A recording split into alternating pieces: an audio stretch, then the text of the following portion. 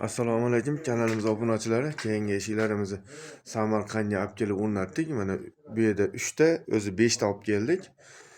Bu yerda 3 ta turibdi. 2 qanotli mokri eshik romlarimiz har tepasida. Ko'rib turibsizlar, juda ham chiroyli chiqdi, xudo xolasa.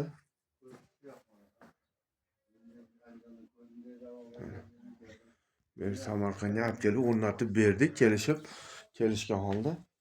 Bu yerda 3 ta, mana bu tomonda yana 2 ta eshigimiz bor.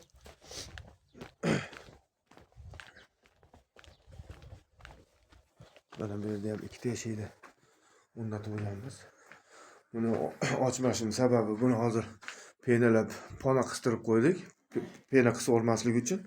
Shuning uchun mana shunday ochmay ko'rsatib beryapman. O'zbekiston bo'ylab dastlabkilarimiz bor. Vodiy bo'ylab olib bordik, o'rnatish ustunovkasi ichida. Bemalol aloqaga chiqaverasizlar. Aloqaga chiqish uchun telefon raqamlarimizni pastda yozib qoldiramiz.